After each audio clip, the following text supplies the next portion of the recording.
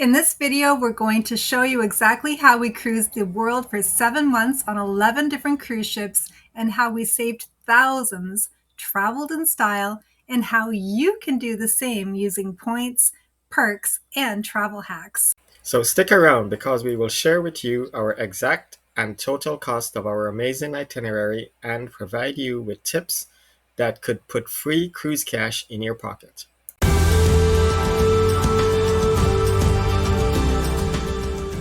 Imagine spending 7 months traveling the world, enjoying 11 different cruise ships, staying in 14 hotels, taking 5 flights, renting a couple of cars, and even living like a local in people's homes, all while cutting your total costs of travel dramatically. Sounds impossible, right? Well, we did it. Our living cost on cruise ships for 7 months started and ended in Toronto, Canada from October 2023 to May 2024. We strung together 11 cruises but had to incorporate a mix of flights, hotels, rentals cars, and even home exchanges. Sometimes it just wasn't possible to board another cruise ship on the exact day that you would disembark from another. Yeah, we like to cruise on a budget, and we like to do that without sacrificing our comfort or some of our absolute must haves. In other words, we didn't sell our primary home in Canada just to sit in a dark interior room. Like, we had a beautiful view and lots of space. So all of our cabin choices, our staterooms, have been a balcony or a mini suite or even a suite, but that would only depend if it was a deal or not. When budgeting for a cruise, you have to factor in other very important costs, such as how are you going to get there? Being from Ontario, Canada, we pretty much automatically have to take a flight or drive for days to get to a cruise port. Right. So our first cruise actually began in Barcelona.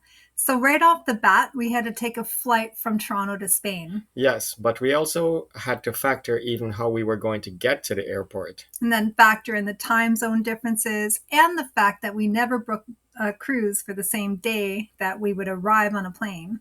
Yes, we made that mistake once. Yeah, that was a close call, but that's actually a good topic for a different video. So even before leaving Toronto, we had to rent a car to get to the airport. Yes, because if we took our own car out of storage just to drive and park at the airport for 7 months, that would have been a really crazy cost. So, Tori, you should talk about the magic of how you got the car rental for free. Exactly. This is what this video is about: saving money and the magic of points, perks, and using some great cruise hacks that we use to plan such a great 7 month experience. Points and credit card perks. One of the major ways that we get some kind of travel, like car rentals, hotels, and flights for free or heavily discounted, is by using credit card points and being members of a travel website like Expedia. I know that Americans have different credit cards and probably way more opportunities to save travel points than Canadians. So we can't talk about what we don't know. Exactly. So, Kirk and I, we have a Visa and a MasterCard, and they both give us points that accumulate so that you can use the points toward purchases, travel perks, or to pay off your own credit card, that kind of thing. So we have a video how to apply for cruise credit cards too that you posted, right? Yeah. And I'll link that below. It's called How to Get Free Cruise Cash. So, between the Visa and MasterCard, we racked up enough points to cover a few of the flights, hotel stays, and even car rentals. With our Expedia Gold status, we also earned points that we reinvested into free or heavily discounted travel. Yes. So getting back to us getting to the airport by car rental, well, that ended up being paid for totally in points. All we had to purchase extra is the gas that we used, just fill it back up to a full tank. Yeah. So regarding the flight, our MasterCard is with WestJet. And one of the benefits of having that card is that every year we get a what they call a Companion Voucher. So we purchased my ticket, and then we got Kirk's ticket for $3.99. But we had also stocked up a bunch of WestJet dollars, which actually ended up paying the balance of both of our flights. Right, because we pretty much buy everything on credit cards to accumulate points. Yes, and that's including all the cruises. We put all the cruises on the credit cards too. Okay, so then we arrived in Barcelona and we stayed in a really nice hotel, and that was free as well. Yep. And for that one, we had points on our Visa card, and that gave us the hotel for free. And then we started cruising. Yes. Finally. So we were on 11 cruises, and how we managed to get deals with them too, I'll talk about that. So, for example, we got the teacher's rate on MSC because I was a former teacher, and we saved money by doing longer cruises by breaking them into segments. And I've done a video on that as well. And we took advantage of getting free spending money with onboard cruise credits. And we spent that on gratuities, drinks, excursions, Wi-Fi, that kind of thing. CCL stock perks. So one of the best travel hacks that we use is Carnival Corporation's stock perks. By holding shares in Carnival and by booking through travel websites that give us bonus onboard credit, we earned 5,900 Canadian in onboard credit over the 11 cruises. Yes, and that's 4,340 US dollars. Yes. So again, that free spending money helped us keep the costs of our cruising down and kept it that we didn't sacrifice on anything. The stock perks was definitely a good investment, and the bonus onboard credit was great as well. Yes. For more on how you can get free cruise cash, check out the video, How to Get Free Cruise Cash. It's a must watch if you want to maximize your cruise savings as well. Home exchange. Okay, so we covered how we got a bunch of free hotels, car rentals, and flights. But another way we saved money in between cruises was with home exchange.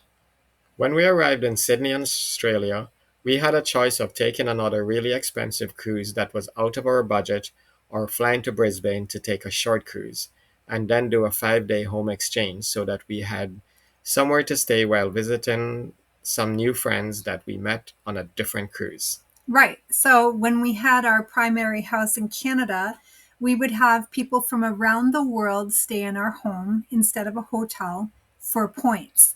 We had accumulated a lot of points with people staying at our house. And so we thought that while we were in Australia, instead of flying back to Sydney, that we would relax for 5 days in a homestay exchange and then rent another car to get back to Sydney to catch the next cruise ship. Yes, so that home exchange in Australia was amazing and it was free. All we had to pay for was the cleaning fee and to buy a thank you gift. Yes, and I did factor all of those costs into the grand total that we will be sharing with you momentarily.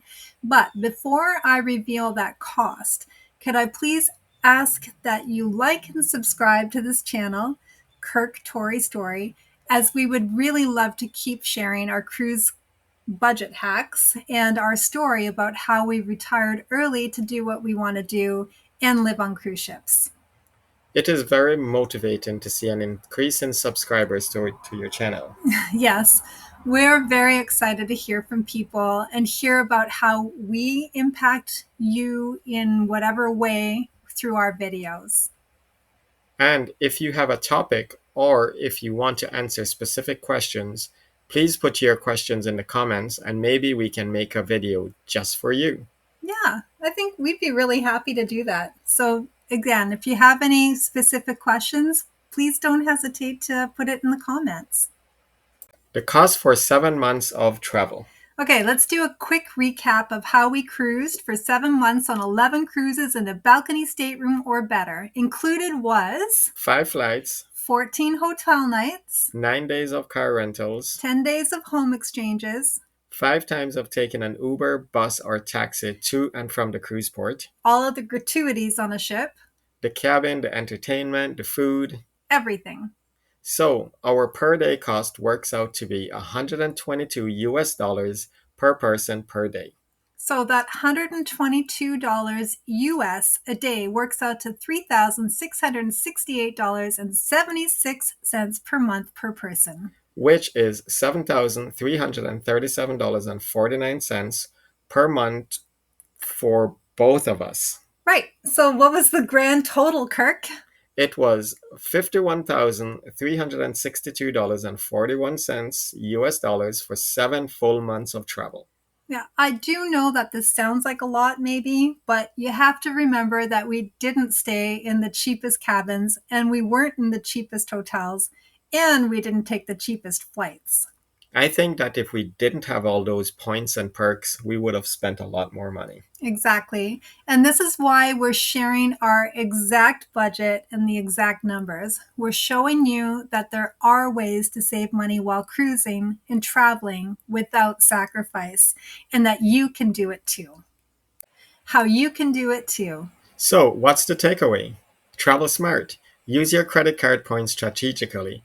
Look into travel perks from places like Expedia, stock perks, and don't be afraid to think outside the box from things like home exchange. Yes, and whether you're planning a short trip or a months long adventure, these strategies can help you save thousands of dollars. We'll link the videos below for more tips on saving money and traveling smarter. If you found this video helpful, be sure to subscribe to and share this channel. Yes, and check out the linked videos on how to get free cruise cash and travel rules for Canadians. And we'll see you in the next video. Thank you so much for watching.